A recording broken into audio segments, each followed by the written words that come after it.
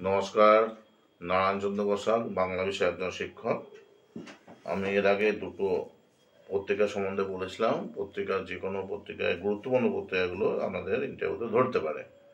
তাই আজকে আমি পড়ছি এই মুহূর্তে, সেটা হচ্ছে সবুজপত্র। শুরু করছি। সবুজপত্র প্রকাশকাল 1914 খ্রিস্টাব্দের মে মাস, বাংলা 1321 বঙ্গাব্দের 25 বৈশাখ। সম্পাদক প্রমথ চৌধুরী। উদ্দেশ্য বা মূল লক্ষ্য: সবুজপত্র পত্রিকার প্রথম সংখ্যায় প্রথম প্রবন্ধটি মুখপত্র লিখেছিলেন প্রমথ চৌধুরী নিজেই। এই প্রবন্ধের সূচনায় উদ্ধৃত হয়েছিল ওং প্রাণায় সাহা। সম্পাদকীয় প্রবন্ধতে সম্পাদকের বক্তব্য থেকে পত্রিকার উদ্দেশ্যটি জানা যায়।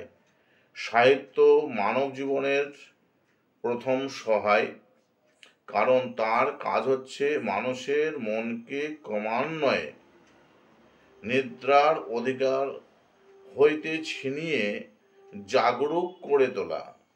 ইউরোপের স্পর্শে আমরা মানসিক ও ব্যবহারিক সকল প্রকার জড়তার হাত থেকে কথঞ্চিত মুক্তি লাভ করেছে। এটা কোটেশন বলে তার মধ্যে ভাষাগুলো ওইভাবে বলতে হলো। এবার হচ্ছে গুরুত্ব। 1 নম্বর, সবুজপত্র পত্রিকাটি কলকাতা থেকে প্রকাশিত হতো। 2 নম্বর, পত্রিকাটি ছিল মাসিক পত্রিকা। 3 নম্বর, পত্রিকাটি প্রচ্ছদ ছিল নন্দলাল বসুর আঁকা হালকা সবুজ রং, পশ্চাৎ পটে গাঢ় কালচে সবুজে আঁকা দীর্ঘ বৃন্ত তালপাতার ছবি। 4 নম্বর, সবুজপত্রই প্রথম বাংলা সাময়িক পত্র, যা পাশ্চাত্য রুচির স্পর্শে একটু নতুন রকম হয়েছিল। 5 নম্বর, পত্রিকাটির প্রথম সংখ্যাতেই রবীন্দ্রনাথের সবুজের অভিযান কবিতাটি প্রকাশিত হয়েছিল। 6 নম্বর, রবীন্দ্রনাথের রাষ্ট্রচিন্তা, সমাজ চিন্তা বিষয়ক কিছু কিছু প্রবন্ধ সবুজপত্রে প্রকাশিত হয়। 7 নম্বর, প্রমথ চৌধুরীর লেখা 4 ইয়ারি কথা, ফরমায়েশি গল্প এই পত্রিকা প্রকাশিত হয়। এছাড়া সুনীতি কুমার চট্টোপাধ্যায়ের বাংলা ভাষাতত্ত্ব সম্বন্ধীয় প্রবন্ধ, অতুল গুপ্তের কাব্য জিজ্ঞাসা এই পত্রিকাতেই প্রকাশিত হয়। 8 নম্বর, সবুজপত্র গোষ্ঠীর সদস্য সংখ্যা খুব বেশি ছিল না।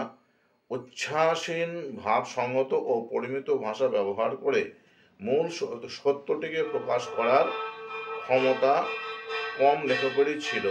লেখক গোষ্ঠীর মধ্যে যাঁরা ছিলেন তাঁরা হলেন প্রফুল্ল কুমার চক্রবর্তী, সুরেশচন্দ্র চক্রবর্তী, কিঙ্কর শঙ্কর রায়, সুরেন্দ্রনাথ ঠাকুর, ইন্দিরা দেবী চৌধুরী রানী, অতুল গুপ্ত, মাধুরীলতা দেবী প্রমুখ লেখক লেখিকাগণ। সবুজপত্র বাংলা ভাষার সংস্কার সাধন করতে চেয়েছিল।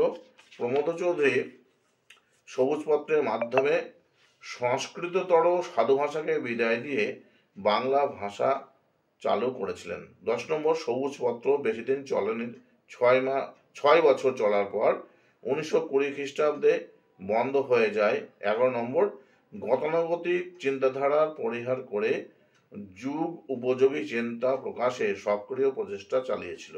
জরাজীর্ণ বাংলাদেশে যৌবনের প্রাণ বন্যা বইয়ে দিতে প্রচেষ্টা চালিয়েছিল প্রমথ চৌধুরী সম্পাদিত সবুজপত্র।